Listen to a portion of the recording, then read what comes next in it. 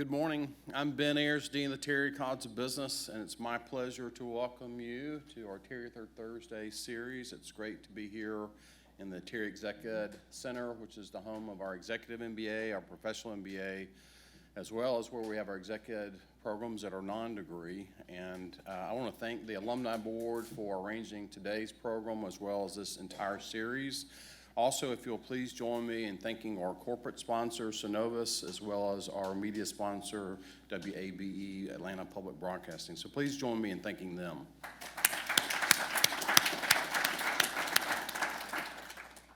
So it's been, I was not here in January. I was touring the state doing our economic outlook, and it's, so since I've last been here, we've done a couple of things. First, we won a national championship in early January, so that is great.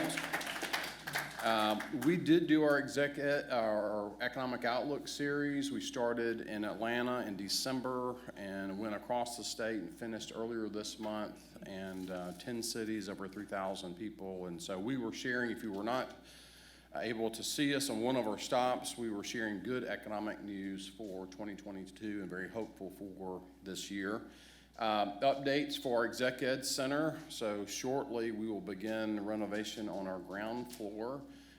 This space, as you might remember, we built out a couple of years ago before the pandemic, and we had plans to renovate our ground floor in 2020. We had a little COVID break there, and so now we are going to do that in the next couple of months, and then a year from now renovate our space on the third floor. So we're getting a facelift downstairs, and then we'll do that upstairs, and looking forward to that. Upcoming programs, we've got Shan Cooper, Executive Director for the Atlanta Committee for Progress next month. Hope you all will join us for that. And it is my pleasure to introduce today's speaker, U.S. Paralympic athlete Jared Wallace. Jared is not your typical high school star track turned professional athlete. His pursuit of world-class athletics took a detour at age 18 when he was diagnosed with compartment syndrome. In what should have been his first year competing in NCAA Division I athletics, he had his leg amputated. And while most people saw tragedy, Jared saw his circumstances very, very differently. He views life as a process of discovering one's own potential, one that's not defined by stopwatches, gold medals, or financial windfalls.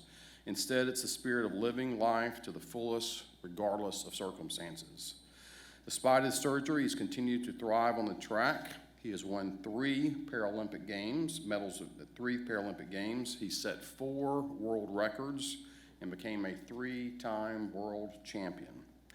In addition to his athletic career, Jared graduated from the University of Georgia in 2015 with a degree in communication studies, so go Dogs. And he's now focused on developing affordable running blades to increase access and opportunities for other amputees. Last night, as I was leaving Athens to come to Atlanta to prepare for this morning, my 16-year-old daughter asked, well, what are you doing? I said, well, I'm going to Terry Third Thursday. And she said, well, who's the speaker? And I told her it was. And she said, he is really, really cool. And she doesn't always say that. So please join me in welcoming Jared Wallace.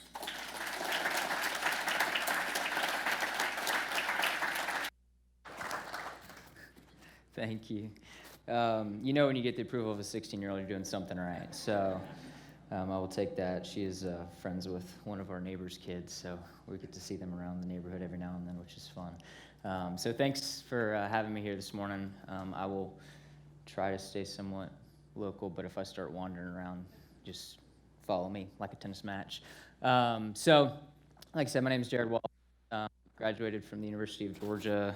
It was 2019, actually. You gave me a little credit there on the 2015. I started in 2008, so it did take me 11 years.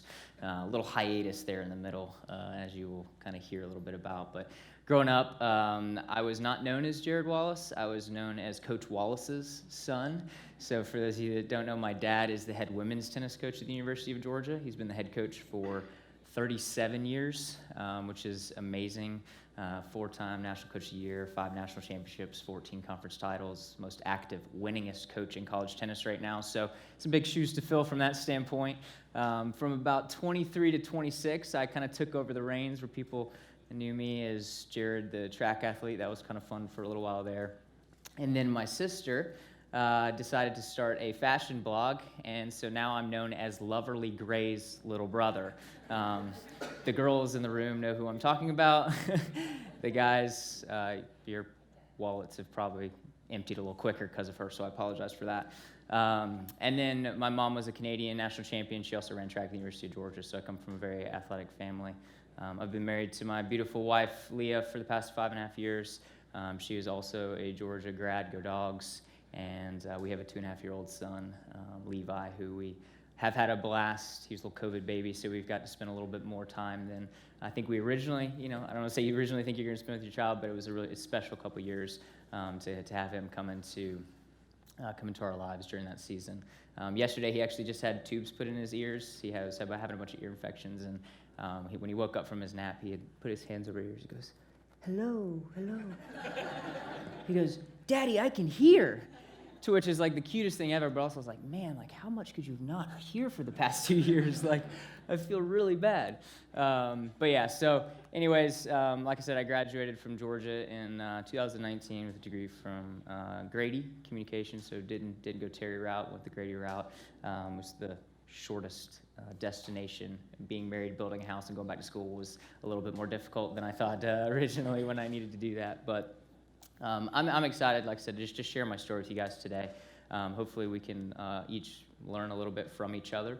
At the end, I would love to open up the floor for questions. I always tell people I'm an open book. I'm going to say this now because there's some parts of my story that kind of get intense and that I want to be really honest and transparent with. I think the only way that you learn and grow are from lessons and from hard circumstances. So I want to say now, like as you hear my story, if you have a question, there's nothing that's going to be uncomfortable, especially in this intimate setting. I think it's more fun to really be able to kind of dive deep into that. So I just want to open up that for kind of at the end. But I'll start my story where most people want me to. How did my running career begin, and how did you become a professional athlete? So obviously, growing up with 2 very athletic parents, fitness was always something that we did around the house. It wasn't until 7th grade where I realized that not every family woke up at 6 o'clock on a Saturday morning and went and ran the local 5K or kids' fun runs. I was like, man, why are none of my friends from school here? Like, it's just my family and I. Like, this is crazy. And so it was one of those things where running for me was not about competition. It was more about community. It was more about family. And it was just something that we had always done together. Now, when I got to high school, that kind of shifted a little bit. I was a competitive tennis player. I wanted to run to continue to stay in shape, so I went out for the cross-country team my freshman year. Ended up being the only freshman on the varsity team. I got 10th at state that year and was like, maybe I should consider this sport. I'm pretty decent at it, but still wanted to play tennis. Same deal as the only freshman on the varsity team. We got runner-up at state, and was like, man, I really kind of torn between my 2 loves for those sports.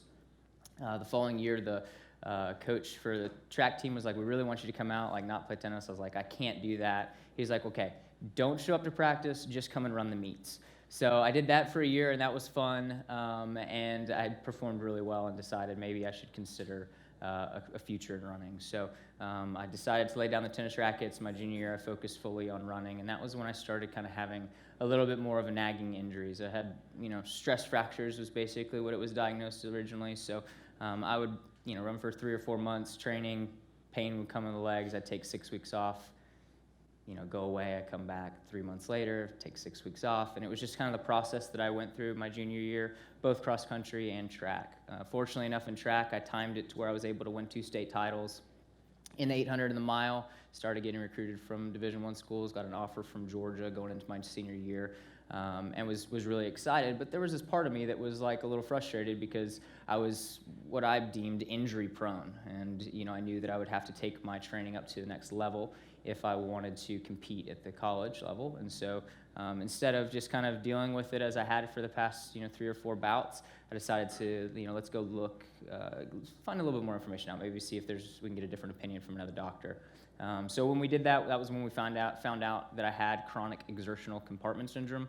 Very fancy term for saying there's pressure built up in your calves. It feels like a stress fracture, which is why it was diagnosed as that. But instead of it being a structural issue, it's a muscular issue. So the only way to get rid of it for me was to stop running, which wasn't an option, or to electively have a surgery. Basically, they go in and they cut open the sheath, and it releases the pressure. Typically, it's completely heals, doesn't come back, and it's a 6-week active recovery. So at 17 years old, I'm like, 6 weeks, I'm doing the math in my head, I'm like, I take 6 weeks off anyways, and then you're saying take 6 weeks off and I come back and I'm never gonna have to deal with this again? Yeah, like, sign me up for that, it sounds great. So in between cross country and track season my senior year, after committing and signing to run at the University of Georgia, I had this elective surgery done. 4 days after the surgery, I went into physical therapy at the University of Georgia. Mike Dew, who's one of the head PTs there, took the bandages off my leg, and I didn't see it, but it did not look good, so much so that they basically said, hey, you guys need to go back to Atlanta, let the doctor get his eyes on it, and just kind of figure out where to go from here.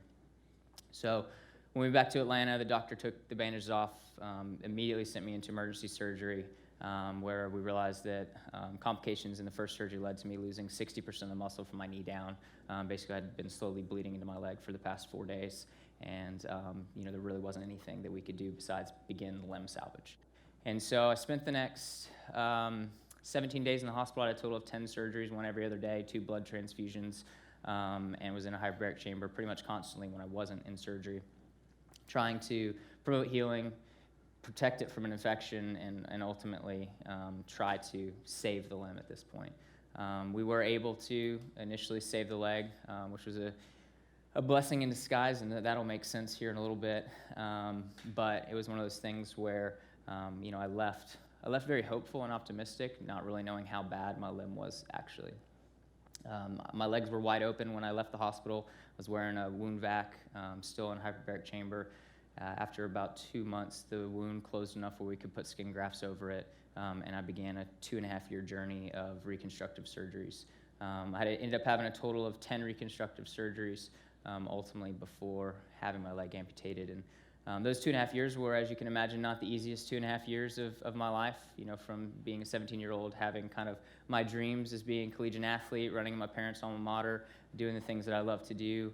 To be fair, my identity was wrapped completely in who I was as an athlete. I was an average student, not a great student. I didn't feel like I brought a whole lot to the table besides sport. That was what people knew me as, Jared the runner, So at 17, it was really hard to kind of battle with that loss of identity. And that led me into making a lot of really bad decisions over that 2.5-year period. I spent a lot of time drinking, drugs, girls, the whole deal. Everything ultimately that the world says, hey, if you are in pain or if you need a distraction or you need this, that, or the other, like, these are the things that are going to, help you in that sense. And there were certain times where, yeah, definitely, the pain went away for a little bit, but it always came back, and I always found myself empty, wanting more. There's definitely a season in my life where I was angry at my circumstances. I was angry at God. I was angry at the reality of where I was, and I spent that season, ultimately running from God. I got tired. 2.5 years of doing that was exhausting. I ended up in a lot of places I didn't want to be.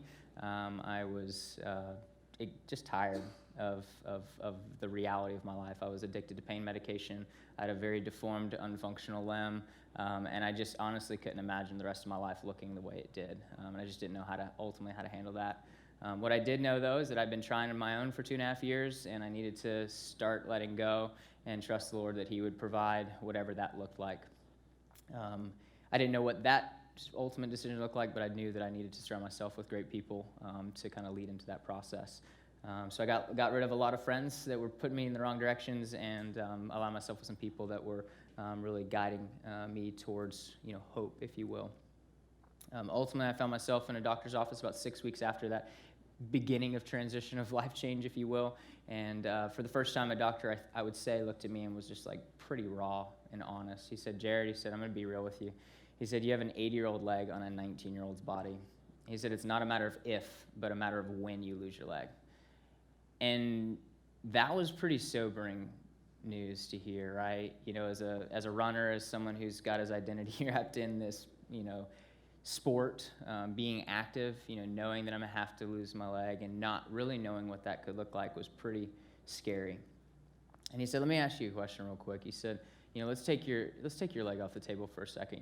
If he's like, I feel like you've been, making a lot of decisions the past 2.5 years based on your present circumstances, which makes a lot of sense. But he said, let's just take that off the table for a second. What would you want your life to look like if, all things were equal? And I was like, well, man, I'd love to be able to run again. Obviously, Lord willing, one day I have a family. I'd love to be able to play with my kid in the yard. And, at the end of the day, I just want to be pain-free. Being addicted to pain medication, being in constant chronic pain is not fun. And he was like, man, that's awesome. He's like, I love that. But the reality is you're not going to be able to do that unless you have your leg amputated. And it was a sobering conversation, but it was a really powerful conversation. And I didn't realize the power of what he did in being 100% honest with me, but B, kind of challenged me to change my perspective a little bit, and ultimately challenging me to dream again. Because what had happened over the past 2.5 years is I lost my ability to dream. I was so focused on my present circumstances. I was so focused on where I was so focused on the trauma and the pain that I was not able to look beyond. I was not able to say, well, where do I want to go? And based on where I want to go, what decisions do I maybe have to make now to help me get there? For me, that decision was having my leg amputated. And what should have been the hardest decision that a 19-year-old ever had to make ended up becoming one of the easiest decisions I had to make. 2 reasons for that, I believe. One, I stopped trying to control things on my own. I let go and I let God. I think that was a huge part of me being able to be in that place to where I could confidently make that decision. The second thing is the amazing yet painful 2.5-year journey that I went through. There is power in enduring pain. There's power in enduring uncertainty. There's a lot that can be learned, a lot of lessons that can be learned through hardship. And for me, looking back at that 2.5 years, even though it was the hardest 2.5 years of my life, even though I would not wish that on anybody, it gave me perspective. And ultimately, pain brought perspective. Because I was able to sit there in a doctor's office and hear that I should have my leg amputated and realize that amputation is not a loss of my leg. Amputation is the hope for my life. And I think that was one of the most powerful things that I took away from, sitting here now, looking back. Obviously, in the moment, it wasn't like getting all these light bulb lessons, but looking back, I'm so grateful for the journey that I went through and the hardship that I went through, because it allowed me to look at the loss of my leg as the gain of my life. And that's why I say I'm grateful that we were able to save the leg initially, because in some sense, losing the leg would have been 2.5 years ahead of schedule. I wouldn't have had to endure all the things, but I don't think I would be standing here today. I don't think I would have viewed amputation the way I did, and I don't think I would have had the perspective I would have had if I lost my leg early on. So I'm very grateful for the process. I think there's a lot of relatable lessons there, and I don't know what each of your stories are, but I know that adversity is relative. I know that pain is relative. I know that there's probably a story that everyone can tell where they can relate to that moment here. And I think my biggest challenge is to you, whether it's present or whether it's past, is just to not let your present circumstances dictate your future hopes and dreams. Allow yourself to look beyond. Allow yourself to continue to take steps to where you want to be, and know that it's okay to be not okay. It's okay to have seasons of life where you're in pain, and just make sure that you surround yourself with great people who are going to push you towards the directions you want to go. So I left the doctor's office, and he basically, I basically was like, all right, I'm having this thing done. I'm having my leg amputated. My parents are like, what is happening right now? Like, trying to digest this thing, right? So it's easy for me. I'm just like, yeah, we're gonna have my leg amputated. We're good to go. My mom and dad's like, wait a second. Like, we just heard about this. Like, we don't know anything about amputation. I'm like, yeah, well, I just Googled it. Like, come on, come up to the room. We're good. Like, I found the whole deal. So they come into the like executive lounge room where I'm like doing, whatever, because there's not Wi-Fi in rooms at this point, I guess. And so they come into the room and I, they're like, what are you looking at? And I'm like, well, I found this, Paralympic track and field website. Like, I'm going to be able to run again, these cool prosthetic things. They're like, how did you get here? Like, this was like 10 minutes ago. We just left the doctor's office. I was like, yo, guys, come here. Like, I came across the world record list. Like, look what the time's at. Like, my name's going to be on this list. And they're like, what is happening? And it was so, knowing, again, kind of looking back now, like, how important it is to not lose the ability to dream, because the doctor literally like an hour before that, for the first time, got me to think about something beyond like the pain that I was dealing. And literally an hour later, I'm like looking at the Paralympic world record list, and I'm like, my name's going to be on this list. And I think that's always kind of been the person I've been, like just big goals, big dreams, let's go after it. So we spent 4 months researching prosthetics. We started meeting with doctors, and ultimately, decided to go forth and electively have my leg amputated. So in June of 2010, had my leg amputated. I walked pain-free for the first time in 4 years, 6 weeks and a day after the amputation. They said 6 weeks was the fastest I'd be able to do it, so I gave them a 24-hour buffer, did it in 6 weeks and a day, and then 12 weeks after amputation, I ran for the first time in 4 years, which was a pretty beautiful moment and a gift, right? Because originally when I made the decision to have the amputation, I didn't know running was on the table. It was all about quality of life. It was all about being pain-free, and then being able to see that running was an option and a gift that I was able to get back was pretty special. A year after amputation, I ran in my first Paralympic qualifying event where I made the team and qualified for my first international competition, where it was a few months later, I ran the fastest time in the world that year in the 100-meter dash. I won the gold medal and kind of solidified my journey in the team. What was amazing about that experience is, as you can imagine, my parents were swamped with hospital bills. Insurance doesn't cover the technology cost for a running prosthetic. It's not deemed medically necessary to have a device beyond just kind of your everyday needs. And so I was kind of just challenged to potentially seek out some people in the community to support my dream of becoming a Paralympic athlete. And so I had 4 families that rallied around that. A prosthetic company helped with some of the costs as well, and was able to get my first running leg. And I think one of the lessons I learned in that is if you have a dream or you have a goal, you have a conviction strong enough, and you have a way to communicate that clearly, and in a moment where you need to ask for help. In our society, in our culture, I feel like people think that asking for help is a form of weakness. I think it's one of the greatest signs of strength, because the reality is we've all been helped at some point in our lives, and we're all in positions uniquely to help other people. And sometimes it just takes taking a little bit of humility, having a clear conviction, and an ability to share your needs to allow someone else to come alongside you and help your dreams come true. So if it wasn't for those 4 families and that prosthetic company, I wouldn't be standing here today. I wouldn't have had the resources and the opportunities to get that first leg that really launched my career. So I'm really grateful for that, and hopefully something that, a lesson that I can kind of continue to emulate in my life. Moving forward, both on the giving and receiving end of that. So very quick career kind of deal. 3 years after amputation, I was able to get my name onto that world record list, which was pretty amazing. I've been a 4-time world record holder in the 100, 200, and 4x1 currently still, which is pretty awesome. I've won 3 world championship medals, gold medals, most recently at the Paralympic Games in Tokyo. I won a bronze in the 200-meter dash. So I've been really blessed to have an amazing athletic career. And, for me, it's really fun, but I think the relationships I've had, the things that I've learned are way more valuable than the medals that I have. And a lot of those lessons have kind of driven me to now where I'm at, which is in the process of starting a company that is developing affordable technology for amputees to be able to access this. So, I look at my story and I say, okay, I was in a situation where we lost a leg, didn't have the means, thankfully had families and resources to be able to access this. How many other people out there have a similar story to mine that maybe don't have the resources, that don't have those means, and how can we help bridge that gap and create opportunities? So in 2012, after I ran in London, this was kind of where that fire began, and so it's like, why don't you start a nonprofit organization? That was the easiest answer, right? I'm gonna raise some money, I'm gonna help some people, we're gonna do this thing. So did that, ran it for about 2 years, realized raising money was not my highest best use, didn't really know how to run a nonprofit organization, to be completely candid, and just, it was just kind of a, throw spaghetti on the wall and see if something sticks. I decided to dissolve the foundation and then start working for a prosthetic company. I was doing patient care, and so I would go into the doctor's office when they were about to amputate someone's leg.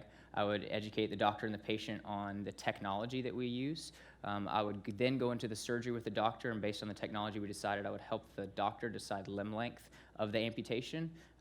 Once the amputation was done, I would put on a post-operative protective device, walk the patient through the recovery all the way up to where they walked for the first time.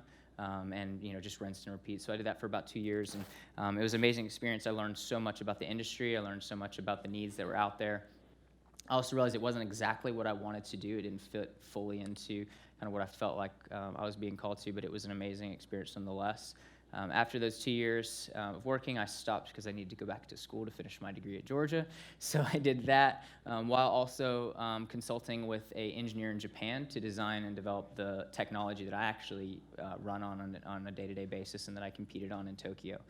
So I took that kind of next experience of learning how the manufacturing works, learning how to design the technology, learning from the engineers, and figuring out, again, more of what the needs are and what the problems are.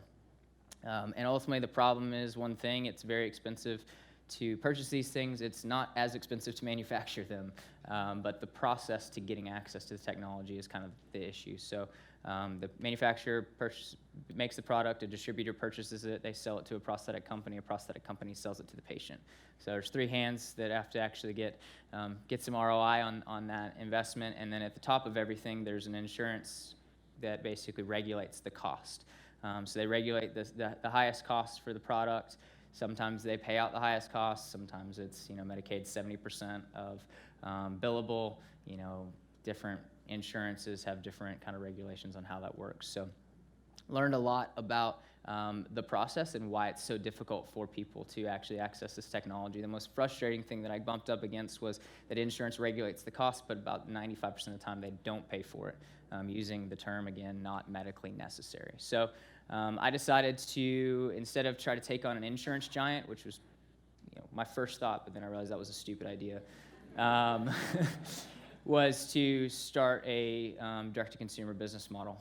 You see it all over. The business model is not rocket science, but it's the best way to get the same quality of technology into the hands of consumers at a much more affordable cost.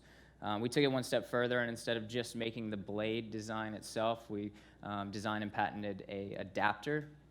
This adapter is universal as far as how it attaches to the sockets. Every socket has different attachments that basically work with all components in the industry. So we designed the adapter to fit into that mold. The adapter itself basically stops the patient from needing a secondary socket. So when you get a running blade that's $7,200 based on insurance, you also need a socket, which is another $8,000. So yes, $15,200 out the door for a running blade. That is a used car, and most people don't have a just in case I lose my leg fund in their 401k. So not a lot of people have that. So we've been able to design an adapter that basically completely eliminates the need for a secondary socket. It also has a lot of the functions and alignment tools required so that the person can adjust how the blade interacts with the socket in the ground. So the alignment, if you will be set up properly. So we're able to make both of those products and distribute them to the consumer for $2,000. So from $15,200 to $2,000 is a much more attainable price tag. Obviously, there are certain people that still won't be able to fully afford that, and we've got plans and processes and ways to help make that happen. But we're hopeful that it's going to make a huge impact in the industry. There's things that we're going to continue to innovate on, and there's more designs beyond the blade. The blade just kind of made sense out the gate to start with because it's something that I think most amputees would like to have access to. And then I use them, so it's really easy for me to kind of help design things from that standpoint. And I think, I'm most excited about this. One of the things that I think during my running career, and one of the things that is still allowing me to have a running career, is really leaning into the importance of having and knowing your why. And for me, my why is kind of broken down into three things. It's faith, family, and legacy, right? So faith, I want the Lord to be the foundation of every decision I make and everything I do. My family has to be a priority in my life, and my legacy, like who do I want to be and what do I want to be remembered for? And if the things that I do don't flow out of those three, if I can't check all three of those boxes, I'm probably wasting my time. I'm probably not in the right space. I probably shouldn't be doing it. And so that's something that I really believe. Obviously this business kind of ticks that rival. Rival's the name of the company. Ticks that kind of legacy box. But for me, when I think the turning point for this, company, because obviously I went through a journey of nonprofit organization, working for a prosthetic company, working for a manufacturer. Like, why did I end up starting a company? I got to a point, and it's just raw, but it is what it is. I got to the point where I just got tired of complaining about the issue that was at hand. Like, for a decade, I was complaining about the problem. I was just frustrated that the problem was there. And at some point, I was just like, I could spend the rest of my life complaining about this and probably be, fine, and wouldn't think a bit of it. But I just got tired of complaining about it, and I was like, why don't I just do something about it? Like, stop complaining, find a solution, ask for help, build a team, and make it happen. And so that's what I'm doing. And I don't have the best business experience. I've learned more than I thought I was going to in the past year. I've got an amazing team of people that have come around me to give me resources and direction and clarity. But I think one of the things that I've learned in the past year is that great businesses don't rise and fall on business plans. They rise and fall on serving people. And that's my focus for Arrival, and that's all I want to do, is to make sure that we can serve the adaptive community in a better way. And I know if we keep that the focus, that we're going to do some pretty amazing things. So thank you for letting me be here and just sharing a little bit about my story with you guys. And hopefully you took away some nuggets. But I do want to keep my mouth shut for a little bit. Yeah, we got plenty of time. So keep my mouth shut for a little bit and field some questions. I would love to just interact with you guys. And hopefully, like I said, learn from y'all as well. So appreciate you guys being a great audience, and looking forward to questions. If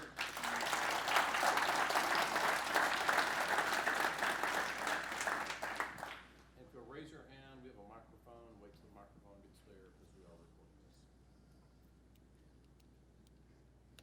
this. Who's gonna break the ice?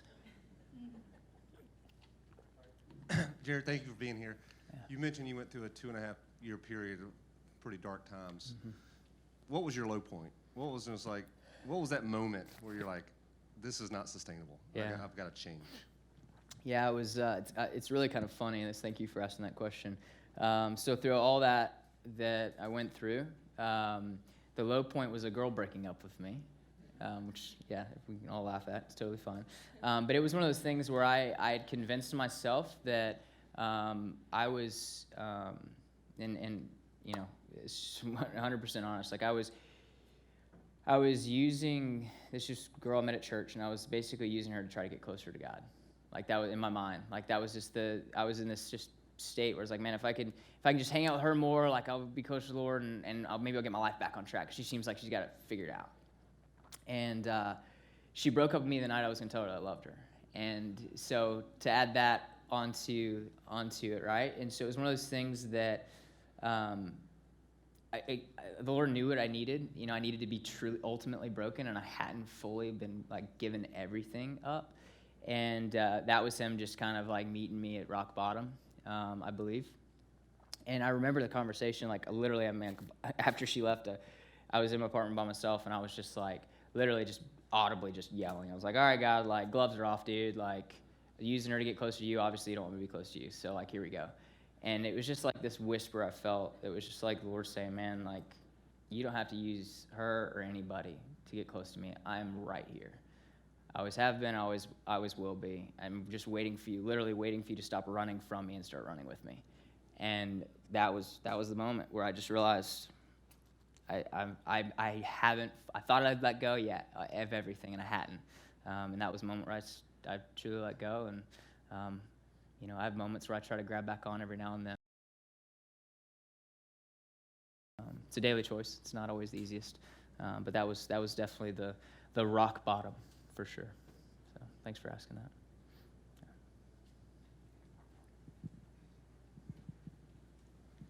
Thank you very much for being here. The blade that you run with, is the technology such that the blade itself can help the runner run faster? And how do you think those blades will be monitored, regulated, etc., Totally. in the Olympic movement? Yeah, thanks. Great question. They're amazing little pieces of equipment. I will tell you that right now. I have one of them that I use, right? So I can only go as fast as my my good leg will take me. And it is the slow one of the two. My blade in its top performances can absolutely outperform my sound limb.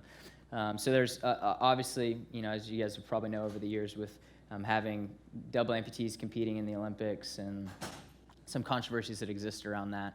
I'll kind of explain a few things that make a little bit more sense outside of the technology. So the first and foremost, like baseline thing, the issues never existed with the single amputee. It's always with a double amputee. The reason for that is one simple thing. I'm 5'8". I have one good leg. I have to have a 5'8" prosthetic. If I lose my left leg or decided that I wanted to be 6'2" and I didn't have a left leg, I could be 6'2". I could be 6'5". I could be 7'1". I'd look a little goofy, but I could do it. All right. So if you think about how do you achieve top speed? It's a combination of stride frequency, which is how fast you can turn your feet over, and stride length, how much ground you're covering. If I can grow 4 or 5 inches, maintain the same stride frequency, and increase the stride length, now I have an advantage, right? Because I've used technology to manipulate how I get down the track. So the issue is not as much with the technology as it is with the ability to manipulate your size to increase your physical performance. So that's where the conversation really lies, is around that. Aside from that, the technology in and of itself, when used at its highest form, has the ability to outperform a able-bodied limb, if you want to call it that. It does take more energy to use it. So as far as like hip flexors, glutes, all that, it takes a little bit more force and energy to use those legs. So there's a diminishing return on that investment, if you will. But there are points during a race where my limb outperforms my sound side. So in the start, no, because the whole concept behind these blades are energy stored and energy return. So it's 100% carbon fiber. It's a very springy material, if you will. So when it compresses, it stores up energy. As it continues to kind of expand or release, it returns that energy. You don't ever get 100% of the energy that you got out of it, because you got to lose some into the ground and into the socket and everything, but you get a good majority of it. Once that blade is up and moving and really efficient, and your speed's a lot higher, it operates at its best form. So if we can take 20 steps from like the 50 to the 70 meter spot, or 40 to the 70 meter spot, it's probably more powerful and efficient, but then it really has some negative impact on the back end when you have a sound limb that you're balancing with. When you don't, because you're more symmetrical, you have a little less negative impact. And then another thing on that is if you're maybe long jumping, like let's say I want to go out and long jump. If I jump off the blade, it's a pogo stick, right? So I will for sure be able to jump further off of a prosthetic blade. Now, that's if I use it perfectly. If I misstep anywhere, I'm going to fall on my face, right? So the margin of error goes up a lot. But once that's controlled, there's a lot of variables that you can utilize in the technology to control that. Once that's controlled, it has potential to be advantageous. So the issue on the Olympic side is the height issue. We regulate that on the Paralympic side. So how we regulate the technology is we have the Paralympics. We don't need the Olympics. We got the Paralympics. We got a whole space of people that use this technology. It'd be like a Formula One vehicle going and jumping in a NASCAR race. It's just different. Shouldn't happen. It doesn't happen. So there's unfortunately media and marketing have driven some controversial issues in the Olympic space, but so far the IAAF has done a really great job to stop that from happening, minus the 2012, but he lost anyway, so it didn't matter. Great question. Thank you. I think we had a question here. Thank you so much for your story. So from the beginning where you started, it sounds like you've seen a lot of different perspectives on life or whatever you're facing, but the goal has been more or less the same. I mean, originally, like you said, living pain-free and happy, and now, you've got 3 more defining factors. How do you find the balance between keeping your goal, your overall goal the same, but also going through those changes in perspective? How do you make sure to hold on to those things that are important to you, but also understand that your situation is fluid and you're going to have to adapt? Totally. No, it's a really good question. So, I think biggest thing is like the why can't change, right? And your why may shift a little bit through life. You know, you may have some new experience or big life moments to change your why. But you know, foundation for me, faith, family, legacy, like that's the foundation, right? So if it doesn't operate or check some of those boxes, then you know I probably shouldn't be doing it. Outside of that is, you know, how do we maintain, you know, resetting new goals, moving towards things we want to go towards. I think that's kind of what you're asking. Reevaluate my mission, ensure that I'm going in the direction I need to go. That takes a lot of intentionality.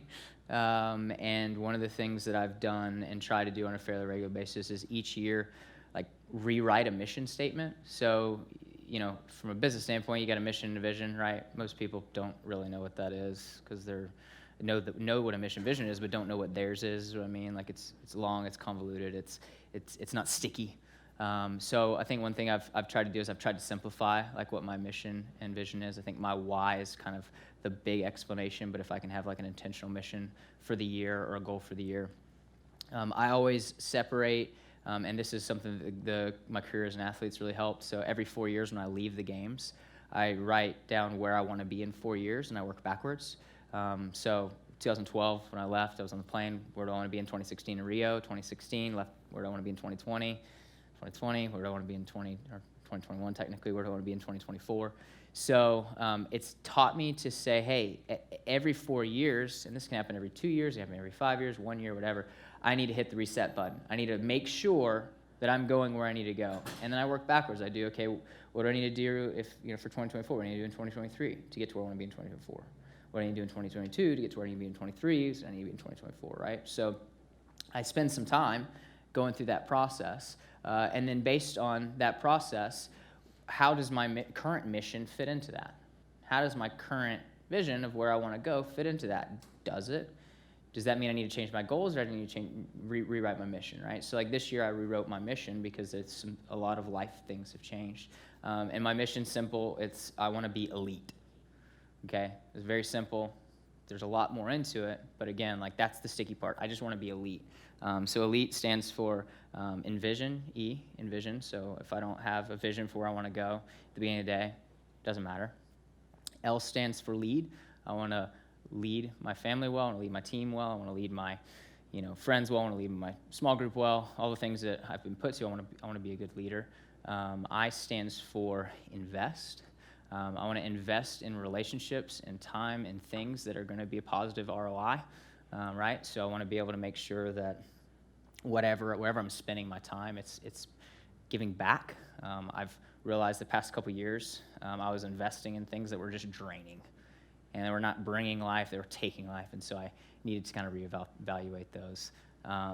T is to trust.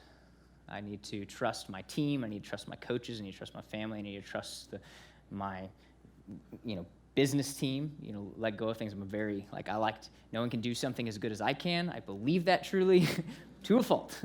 And I need to be able to trust the people that I've got around me. And then E is endure. You know, in order to be elite, you got to endure. It's not easy, right? So that's my mission. Honestly, every night I sit down, I have a checklist, a performance checklist, where I grade myself on how I do on all 5 of those things that day. And so that's just something where, again, like, what do you want to do to get to where you want to go? And how often you checking in to make sure that you're moving in that right direction. So. Good morning. So thanks for your story. So my question really is around, I believe the world is better when we understand each other. And so what's your advice to others that interact with folks that have had amputations? Totally. And then what's your advice to those individuals that maybe have recently had an amputation, so that we can have a greater understanding in the world of just interacting with individuals? That's a great question. Thank you for asking that. So first thing, you know, I think one of the coolest parts about losing my leg at 20 years old is I lived the first 20 years of my life with 2 legs, and I've lived the next 11 and a half years with 1. And so I can kind of empathize with both sides, right? So I know what it's like to walk around with 2 legs and not really know how to approach someone who has a disability. Because I was like, saw someone in a wheelchair, and I was like, I don't know how to talk to you, you know? And now I travel the world with people that, you know, have very little function or visually impaired or really bad CP or missing their both legs and both arms and literally like eating cereal with their like elbows basically would be my elbows and not spilling any milk, and I'm like got it all over my face. I'm like, all right, this is crazy. So again, it's just right perspective and experience. Biggest thing I've learned is people are not defined by their disability. Right? So we often let the thing that we see dictate how we respond or treat people. And a disability is not definitive of who a human is. They are people first. They happen to have a disability, but the disability is not the defining factor of the person. So I always say keep that in the forefront of your mind. Talk to them like they're a human. If they're in a wheelchair, just because they're 2 feet tall because they're sitting does not mean they're a 2-year-old. Don't talk to them like a 2-year-old. And you laugh at that, but it's crazy. And I was so aware of it. And even to now, I still sometimes catch myself doing it where I'll like get down on a knee and like really, and they're just like, dude, you can stand up and talk to me. Like, it's fine. Like, we're good. And it's just little things like that I think I've gotten some insight in that perspective. I think that would be the kind of the first response to that. The second question is really good and really, fortunately and or unfortunately, it's an education issue. One of the things we are doing in Rival, as soon as we can, I've got someone that we're going to hire who's got her PhD in trauma psychology, and we're going to have her write an entire educational program for trauma recovery for the amputees, but more importantly, trauma recovery for their families and friends, because you don't know what you don't know. And thankfully, I've been brought into the world that I've gotten the experience from both sides, but being able to help create some type of curriculum, content, information that can help bridge that gap is really needed. So information is power, and if you don't utilize it, then it goes away. So thanks for that question. Jared, question about your parents. Yeah. So it sounds like you had a great support system. As parents, when trials and tragedy happen to us, we handle it pretty well, but when it happens to our kids, it's a whole different level. Yeah. Can you talk about how your parents kind of walked through this? Yeah, I don't honestly now, being a parent of a 2.5-year-old, I have no idea how they did it as well as they did. I mean, it just full on. I mean, for those of you that do know my folks, they're amazing, and they absolutely, I don't know if they wrote the book as they were going, but they did an amazing job of kind of managing the unknown, because that's literally what it was. How do you handle your 17-year-old going from being like fully functioning to laying on a hospital bed, sleeping on your bedroom floor because he needs constant monitoring, being addicted to pain medication, making a lot of really bad choices, and they weren't stupid. They knew what was happening, but being just close enough to make sure nothing crazy was going to happen, but being far enough away to let me make those mistakes and learn from them. And I think if there's one thing I can say they did absolutely great during all of my life, but especially in this season, is they let me fail. And I can't imagine how hard that was for both of them to just know that they could step in and have the answer and lay down the red carpet or create the solution, whatever it may be.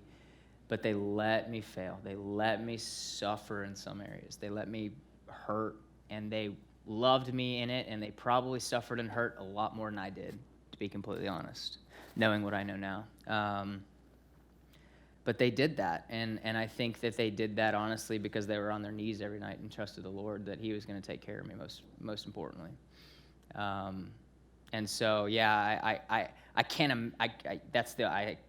Outside of that, I don't know how they did it. I really don't. But I'm grateful for their leadership in that, and for them allowing me to learn, because again, I wouldn't be the person I am today if I didn't have those experiences, if I didn't go through those hard times, if I didn't have those moments of failure and growth, because character is developed through adversity. So, thanks,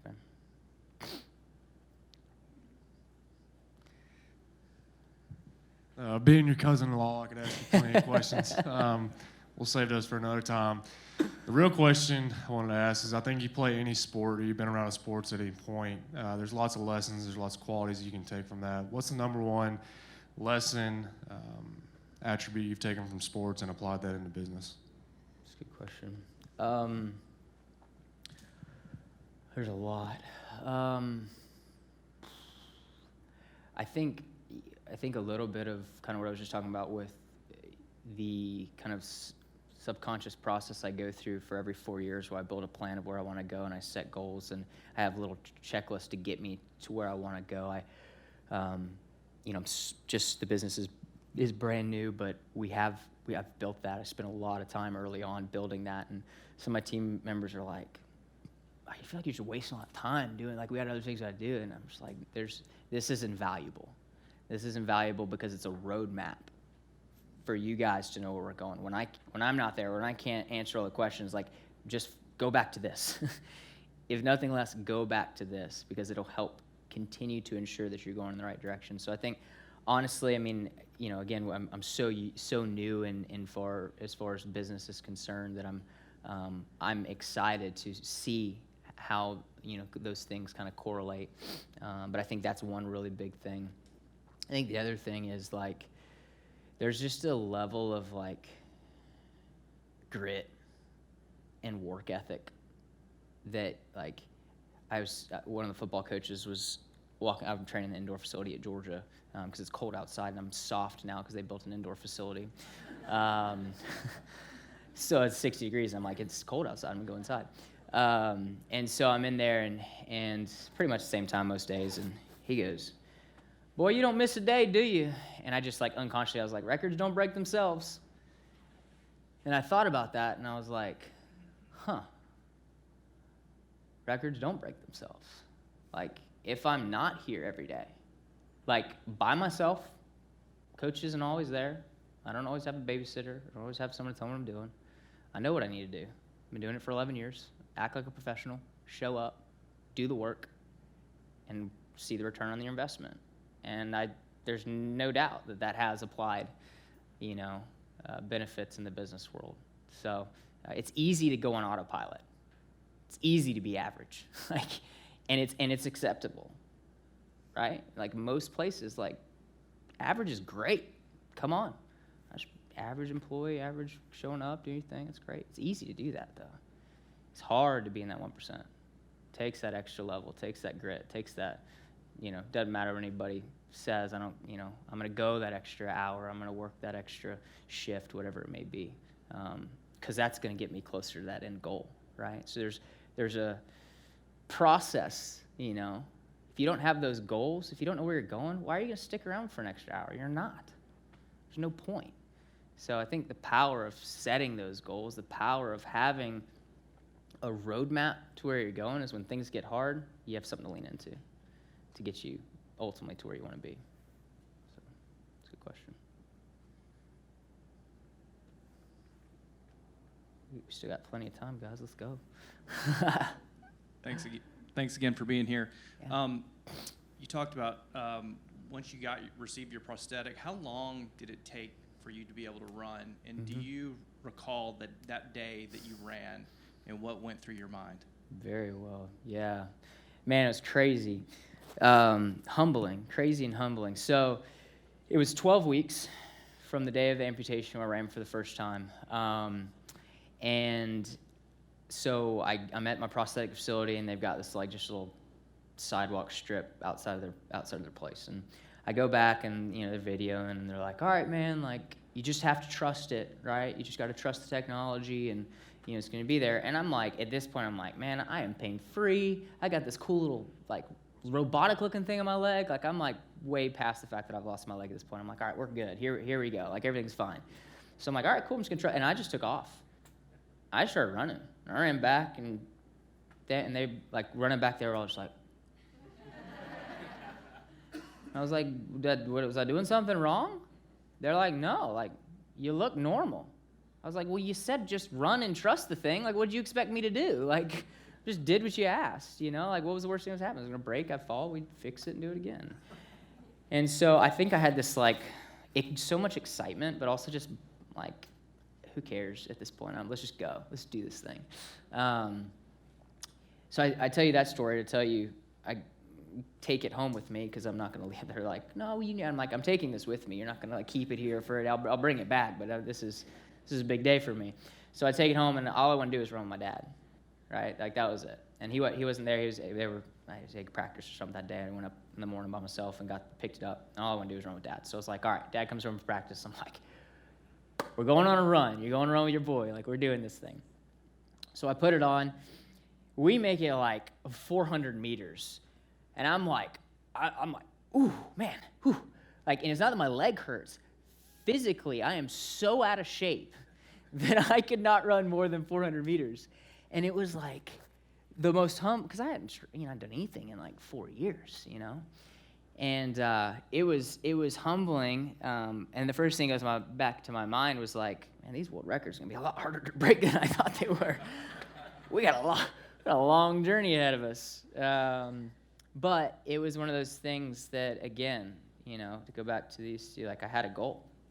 And so although it started at 400 meters and I was tripping because I couldn't pick my knee up because my hip flexors were so weak, I went back home and I said, okay, what PT workouts do we need to do? What do I need to, what type of exercises do I need? Maybe we need to just go to literally the track on the flattest surface possible so that I'm not like making this harder on myself than it already is. And so we built a roadmap to what it would look like to get me to be able to slowly run more and more. And I think it was 8 weeks I was able to run basically all the way down Millage and back.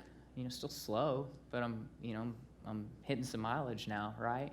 And this is back when I was still a distance runner. I'm a sprinter now. I run the 100 and 200. So, it was a little different training than what we do now. But yeah, it was a really, really special moment. A little humbling, a little funny. We got out away from the house. I'm like, oh, now I got to walk back. Like, it's like, can we get the car down here? Anybody want to pick this thing up? But yeah, it was a special day, special moment with Dad, and humble beginnings for sure. I'll do this all day, so you stop asking questions, you have to cut me off. Time for one last question. Cool. One more question. Who's it gonna be? I got it. There we go. What's the goal for 2024? Oh, they need the mic. I know. Yeah. Sorry. I was told before they need the mic. All right, it's official now. What's the goal for 2024? Oh, man, a lot of goals. So 2024, obviously Paris. So was fortunate enough to be able to re-sign a few contracts. That's going to help me continue to pursue an athletic career, which I'm very grateful for. So we are running to Paris. 3 years was a lot easier to swallow than 4 years. That extra COVID year was probably helpful in that decision. I don't know why 3 years is easier than 4, but it is. I'm not going to run the 200 anymore, so that's been my best event. I've had the most world records. I've won the most gold medals, won my Paralympic medal in that event. But I'm getting old, and I'm tired of running 200 meters, honestly. So I'm going to focus on the 100, and then I'm actually picking up long jump as a new event. I've never done it before. I just want to have some fun.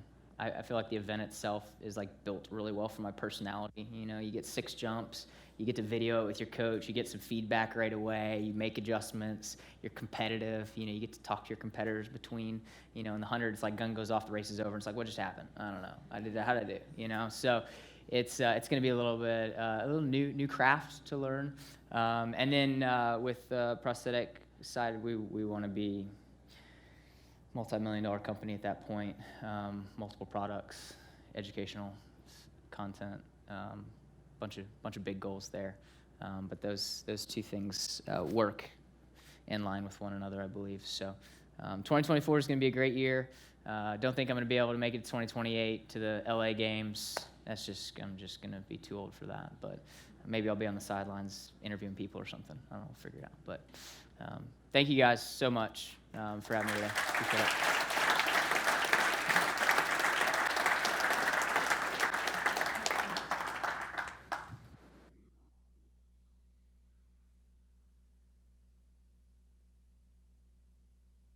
So I've got a sculpture here, red and black, Georgia colored.